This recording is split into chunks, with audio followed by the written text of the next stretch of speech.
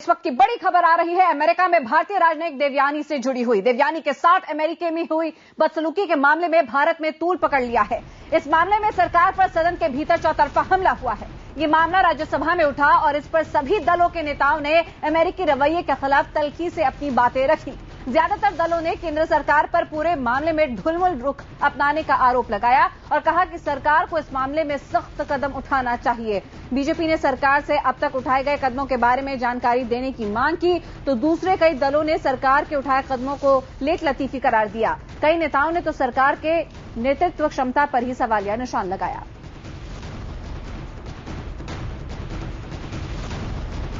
और अरुण जेटली ने भी अमेरिका पर निशाना साधा है। उन्होंने कहा कि देवयानी के साथ हुआ दुर्व्यवहार वियना कन्वेंशन का हनन है। उन्होंने कहा कि हमें अपनी विदेश नीति का आंकलन करना होगा। हमारे छोटे पड़ोसी देश भी हमारी नहीं सुनते। This is in clear violation of Article 31 of the Vienna Convention. And therefore, we must take this incident in all its seriousness and lodge not only the strongest protest, but these actions which we have taken in the last 24 hours, we must ensure that necessary correctives are taken.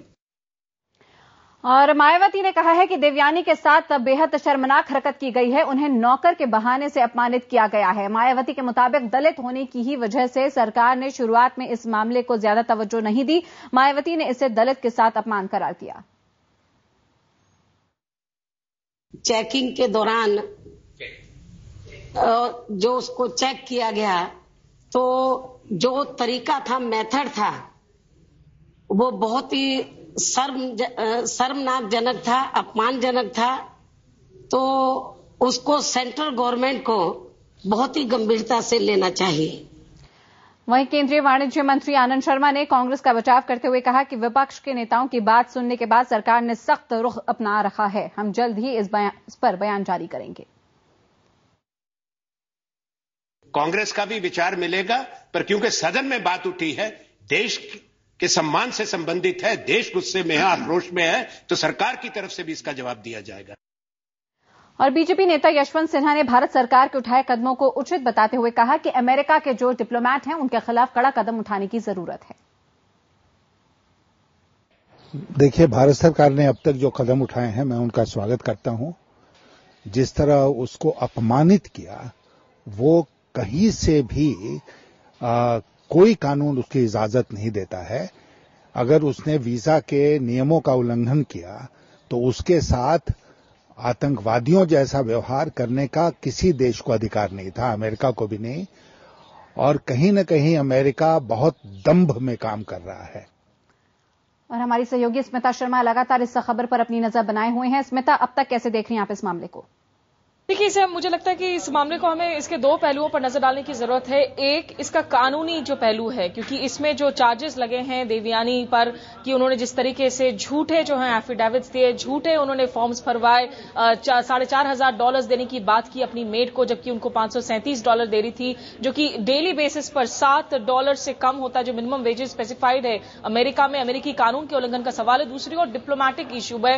Arun Jaitley जो बयान दे रहे हैं राज्यसभा में, article 31 नहीं है। यहां मैं आपको बता दूं कि डिप्लोमैटिक स्टाफ नहीं है देवयानी, फुल इम्यूनिटी उनको लागू नहीं होती। लेकिन फिर भी भारत ने 1961 के वियना कन्वेंशन के अलावा जो 1963 का एडिशनल एक प्रोटोकॉल भी साइन किया था, उसके तहत कहा बिल्कुल उसमें साफ लिखा हुआ है कि अगर आपको ऐसी अरेस्ट करनी भी हो किसी कॉन्सुलर स्टाफ की, तो उसकी जानकारी आपको उस कॉन्सुलर हेड को देनी पड़ेगी, उस पोस्ट के हेड को देनी पड़ेगी। और उसका जो पर्सनल फ्रीडम है, उसकी जो पर्सन है, डिग्निटी है, उसको आप चोट नहीं पहुंचा सकते हैं उसके ऑफिशियल कैपेसिटी को देखते हुए।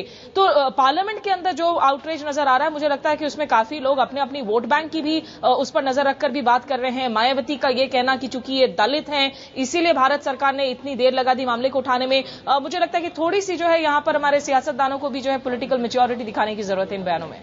स्मिता, क्या आपको लेकिन वाकई नहीं लगता कि हरदीप पुरी का मामला हो, मीरा शंकर का मामला हो या फिर एपीजे अब्दुल कलाम का, ऐसे बड़े ओहदों पे जब इन लोगों के साथ भी ऐसा व्यवहार हुआ तब इतनी कड़ाई से भारत की तरफ से कोई रिस्पांस नहीं आया। लेकिन एक काउंसलर ऑफिसर है आपकी देवयानी, उनके साथ जाहिर तौर पर दुर्व्यवहार हुआ है, लेकिन उसके बाद जो भारत ने हरकत दिखाई है, जिस तरह से यहां पर जो स्पेशल प्रिविलेजेस है उनको वापस लेने की कोशिश की है, जो यूएस डिप्लोमैट्स दिल्ली में हैं, क्या आपको लगता है ये लोकसभा चुनावों के मद्देनजर भी एक फ्रेमिंग की, एक पोस्चरिंग की कोशिश की जा रही है भारत सरकार द्वारा? देखिए, जहां तक विदेश नीति का सवाल है, बार बार विपक्ष ने निश्चित रूप से सरकार को घेरा है कि आप बड़े कमजोर हैं, कोई भी जो है आप पर अपनी मनमानी कर जाता है, दादागिरी चला जाता है। सरकार निश्चित रूप से दिखना नहीं चाहेगी ऐसे चुनावी माहौल में कि वो जो है चुपचाप बैठकर सब कुछ सहन करने वाले। हालांकि आज भी संसद के अंदर आवाजें अलग अलग नजर आई। यशवंत सिन्हा बीजेपी के जहां कह रहे हैं कि सरकार ने सही कदम उठाए हैं, उचित कदम उठाए हैं। सीताराम येचुरी ने भी कहा कि देर सही लेकिन सरकार ने सही कदम उठाए हैं। वहीं बीजेपी के ही दूसरे नेता हैं जिनका मानना है कि सरकार ने पर्याप्त कदम नहीं उठाए, सही वक्त रहते कदम नहीं उठाए हैं। लेकिन निश्चित रूप से देखिए, जब आप किसी देश में जाते हैं उसकी कानून का जो सवाल है वो वहां पर जरूर बरकरार रहता है कि उसको आपको फॉलो करना है, लॉ ऑफ द लैंड को। लेकिन यहाँ ये जो कॉन्सुलर इम्यूनिटी है इसमें कहा जाता है कि जो ऑफेंसेस ऑफ ग्रेव नेचर हैं, जो क्राइम ऑफ ग्रेव नेचर हैं, अब ये देखना होगा कि इस मामले को क्या अमेरिकी सरकार पूरी तरीके से ग्रेव नेचर वाले ऑफेंस के तौर पर देख रही है। स्टेट डिपार्टमेंट की ओर से, अमेरिकी विदेश मंत्रालय की तरफ से कहा जा रहा है कि हम उस प्रोसीजर की जांच करेंगे जिसके तहत देवयानी की गिरफ्तारी हुई है। यूएस मार्शल्स इस बात को कंफर्म कर रहे हैं, पुष्टि कर रहे हैं कि स्ट्रिप सर्च तो किया गया, लेकिन उनका कहना है कि हमने सिर्फ स्टैंडर्ड प्रोसीजर्स ही फॉलो किए हैं। तो निश्चित रूप से कई पेच हैं इस मामले में और ये मामला अभी जो है जल्द शांत नहीं होने वाला। बिल्कुल, यह ग्रेव नेचर का अपराध है या नहीं स्मिता, इस पर भी आपसे हम बात करेंगे और इस पर क्या राय रखी जा रही है। इस बीच अपने दर्शकों को बता दें कि वीजा धोखाधड़ी और घरेलू नौकरानी का आर्थिक शोषण करने के आरोप में गिरफ्तार राजनयिक देवयानी के साथ अमेरिका में वही सलूक किया गया जो कि खतरनाक अपराधियों के साथ किया जाता है। देवयानी के न सिर्फ अमेरिका में कपड़े उतरवा कर तलाशी ली गई बल्कि उन्हें सरेआम हथकड़ी लगाई गई और पुलिस स्टेशन में सेक्स वर्करों, अपराधियों और नशेड़ियों के साथ खड़ा किया गया। इसके अलावा उनकी डीएनए स्वैबिक और मुंह की भी तलाशी ली गई। देवयानी ने अपने ईमेल में सरकार से गुजारिश की है कि उसकी और उसके बच्चों की सुरक्षा सुनिश्चित की जाए और आईएफएस का सम्मान सुरक्षित रखा जाए जिसको बिना किसी वजह से ठेस पहुंची है। मंगलवार को इस ईमेल के सामने आने के बाद सरकार हरकत में आई और उसने अमेरिका के सामने कड़ा एतराज जताया। अपने आईएफएस साथियों को लिखे ईमेल में देवयानी ने इन बातों का जिक्र किया है।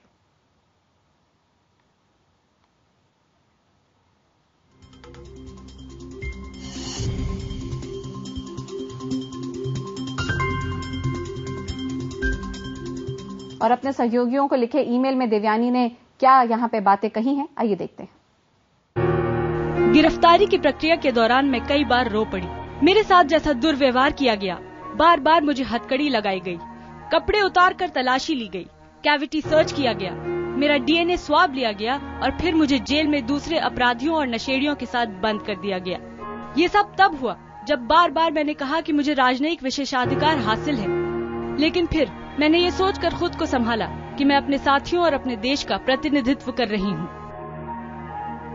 और देवयानी के साथ इतने खराब बर्ताव के बावजूद अमेरिका अपने रुख पर कायम है। खुद को दुनिया का सबसे महान देश मानने वाला अमेरिका किसी की परवाह नहीं कर रहा। देवयानी को गिरफ्तार करने वाले अमेरिकी मार्शल ने बयान जारी किया है। तलाशी के तरीके पर हम सिर्फ इतना कहना चाहते हैं कि देवयानी की तलाशी उसी प्रक्रिया के तहत ली गई जिस प्रक्रिया के तहत न्यूयॉर्क में गिरफ्तार बाकी आरोपियों की तलाशी ली जाती है। देवयानी को गिरफ्तार करने के बाद उसी सेल में रखा गया जहां कोर्ट में पेशी के लिए इंतजार कर रही दूसरी महिला आरोपी मौजूद थी। देवयानी की गिरफ्तारी के बाद हमने नियमों की फिर समीक्षा की है और ये पाया है कि उस वक्त अमेरिकी मार्शल के सभी नियमों और प्रोटोकॉल का पालन किया गया है।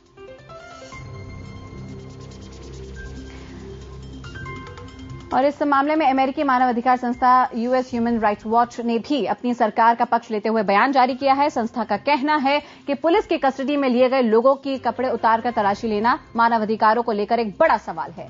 किसी भी व्यक्ति की निजता का सम्मान किया जाना चाहिए, लेकिन देवयानी पर लगे आरोप भी मानवाधिकारों से जुड़े हैं। बहुत से लोग ये कह रहे हैं कि देवयानी भारत सरकार से मिलने वाली तनख्वाह से ज्यादा पैसे यानी $4500 अपनी नौकरानी को कैसे दे सकती है। लेकिन यह भी ध्यान रखना होगा कि अगर आप अपने नौकर को नियमों के मुताबिक तनख्वाह नहीं दे सकते तो आपको नौकर रखने का अधिकार भी नहीं है।